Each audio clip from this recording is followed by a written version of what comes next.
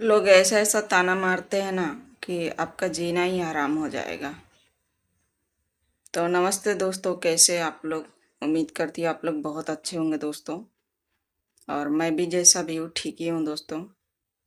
तो ये मेरा छोटा सा ब्लॉग है, प्लीज़ आप लोग इसे लास्ट तक ज़रूर देखिएगा और सपोर्ट करिएगा दोस्तों। आप लोग लास्ट तक देखेंगे तभी समझ में आएगा दोस्तों, क्योंकि दोस्तों ये मेरा ज़िंदगी का कहानी है। जो कि दोस्तों आप लोग बोलते हैं आप हँसती क्यों नहीं, मुस्कुराती क्यों नहीं? तो दोस्तों मैं इस कदर टूट गई हूँ कि मेरा हँसना, मुस्कुराना सब मैं भूल गई एकदम। और दोस्तों बस कुछ-कुछ बातें आप लोग से बता देती हूँ, थोड़ा मेरा मन को भी शांति मिलता है दोस्तों। मैं भी बहुत परेशान थी, बहुत ज़्यादा परेशान थी, इस कदर परेशान थी कि ऐसा लगता था मेरा कोई भी नहीं है। इस कदर परेशान थी मैं। इतना परेशान थी कि आप लोग से बता नहीं सकती हूँ। तो कुछ दिन के लिए मैंने अपने माँ के घर गई।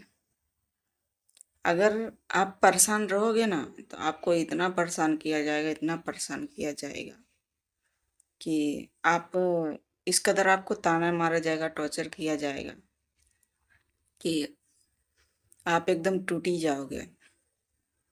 अपने माँ के घर में 1 साल तक थी दोस्तों। ये जो मेरा है रियल कहानी है।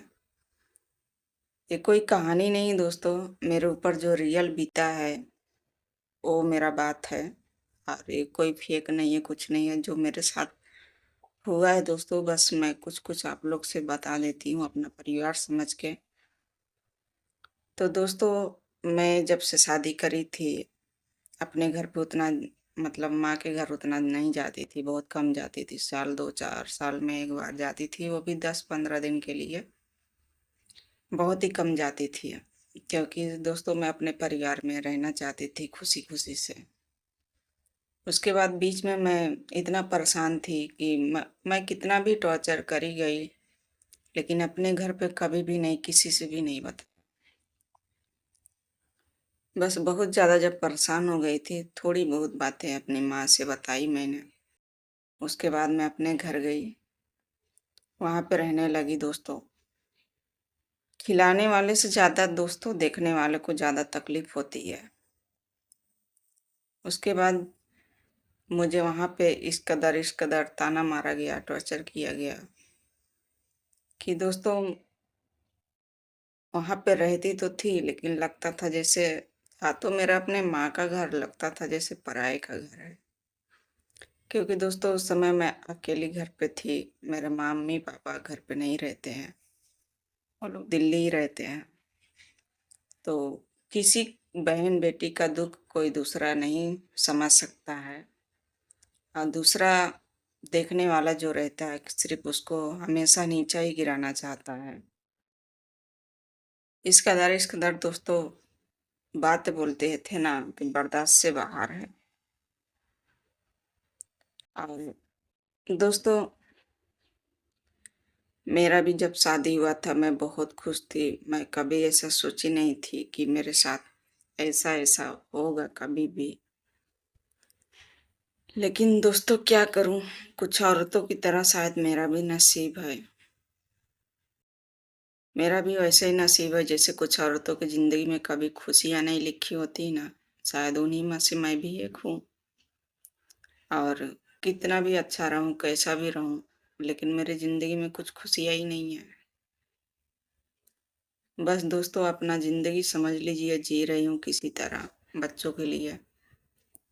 और दोस्तों बहुत, बहुत, बहुत मैं परेशान हूँ इसकी वजह से। मैं हँसना, मुस्कुराना सब भूल गई हूँ। आप लोग से क्या बताऊँ? अगर रियल से मैं बताऊँगी ना, तो आप लोग रो दोगे। इस कदर मैं टॉर्चर किया गया। हर लड़की का सपना होता है शादी करने के बाद खुशी-खुशी अपने परिवार में रहना। लेकिन दोस्तों मेरा वो सपना ही टूट गया। और मेरी ज़िंदगी में अब कुछ भी नहीं है दोस्तों। ये जो मेहनत मैं कर रही हूँ ना, बस अपने बच्चों के लिए कर रही हूँ। और क्योंकि अगर मुझे कुछ हो जाएगा तो मेरे बच्चों का कोई भी नहीं है सहायता करने वाला, सपोर्ट करने वाला। उन लोग को पालने-जिलाने वाला कोई नहीं है दोस्तों। इसलिए दोस्तों मैं मेहनत कर रही हूँ, अगर मैं हो जाऊँ तो अपने बच्चों को जिला-खिला सकूँ। क्योंकि दोस्तों अगर आप परेशान हो तो आपके पास कोई नहीं आएगा। अगर आप सही हो, पैसा बहुत कमा रहे हो, तो आपके पास बहुत लोग आएँगे। आप परेशान रहोगे तो आपको कोई पूछने वाला भी नहीं है।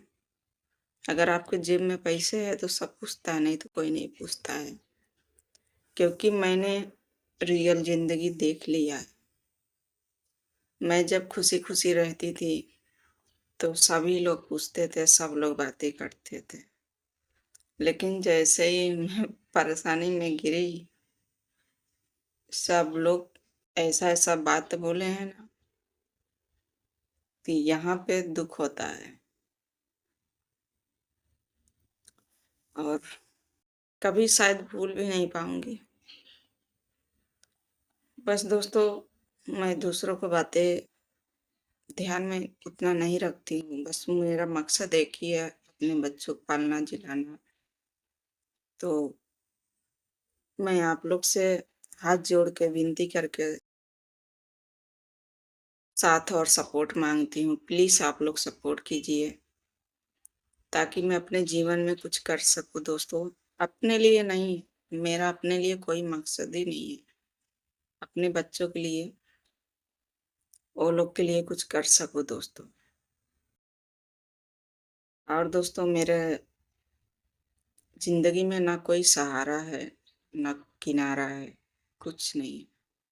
बीच रास्ते में मैं फँस गई हूँ। मैं जनता से बस अपने भाई-बहनों सबसे सपोर्ट माँगती हूँ। प्लीज़ आप लोग सपोर्ट कीजिए, मेरा हेल्प कीजिए। इस बहन का मदद कीजिए प्लीज़ आप लोग। और दोस्तों कुछ कहना नहीं चाहती हूँ, क्योंकि दोस्तों मेरे समझ में नहीं आ रहा मैं क्या करूँ।